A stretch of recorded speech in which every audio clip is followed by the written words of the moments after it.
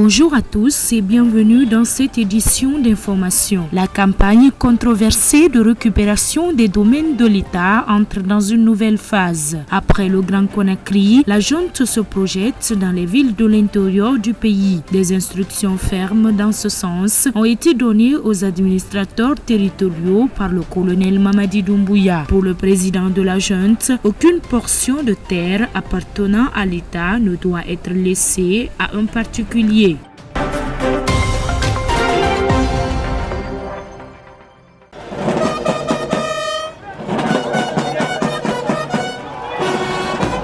Accueilli en fanfare, le président de la transition, colonel Mamadi Doumbouya, en compagnie de quelques membres de son gouvernement, a procédé à la pose de la première pierre de travaux de construction et d'aménagement de l'échangeur du rond-point de Bambeto, y compris la transversale T2. Le représentant du Fonds cohésien pour le développement économique arabe témoigne.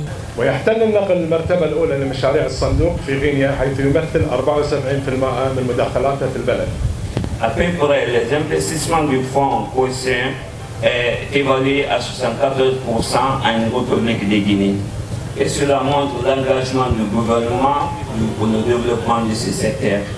En Guinée depuis 2012, le responsable de l'entreprise Shinong Hydro en charge des travaux pense que la construction de l'échangeur est une solution pour vaincre le bouchon. Nous avons l'honneur d'entreprendre le projet de construction et d'aménagement de l'échangeur de Bambeto, ce qui est également la meilleure solution pour résoudre le problème de l'embrayage au carrefour entre la route de Prince et la transversale numéro 2 à Conakry. Ayant pris part à la partie, le premier magistrat de la commune de Ratoma s'est réjoui et porte l'accent sur quelques actes du président du CNRD. Mesdames et messieurs, l'événement qui nous réunit aujourd'hui est bien celui de la pose de la première pierre de l'échangeur de Bambeto.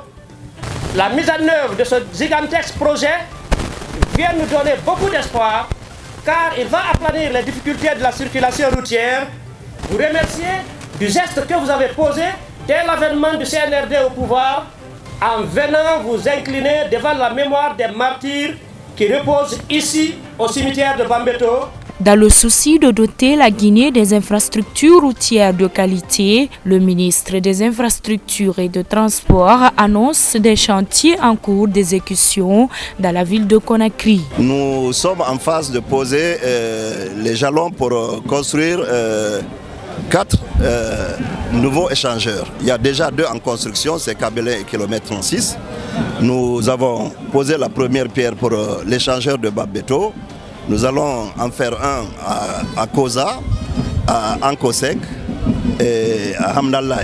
Les présents travaux comprennent la construction d'un échangeur de 3 niveaux, à savoir un pont à 2 fois 2 voies, d'un passage à 2 fois 1 voie, d'un niveau intermédiaire à rond-point, le tout financé par le Fonds cohésien pour le développement économique arabe.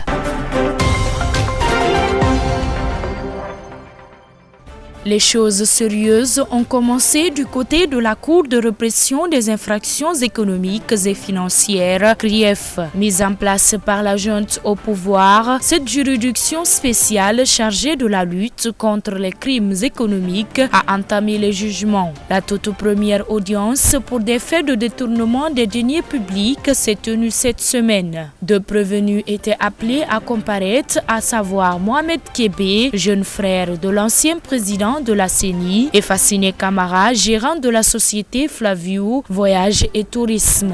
Ils sont poursuivis pour des faits présumés de corruption, blanchiment des capitaux et enrichissement illicite. Le procès a été renvoyé à cause de l'absence d'un des prévenus à la date du 20 avril 2022 pour la suite des débats.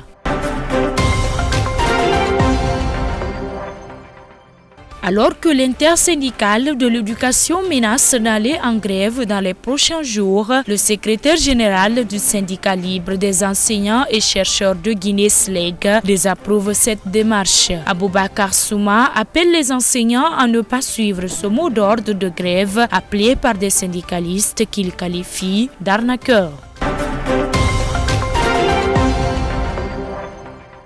Hors de nos frontières, depuis la pandémie de Covid-19, le nombre d'enfants de rue âgés de moins de 15 ans a explosé dans la capitale Antananarivo. Si les associations de la société civile et les Nations Unies ont du mal à chiffrer cette hausse avec précision, toutes sont formelles. Cette progression est réelle, ne serait-ce que par constat visuel. Pour rappel, à l'occasion de la Journée internationale des enfants en situation de rue, plusieurs organisations ont tiré la sonnette d'alarme.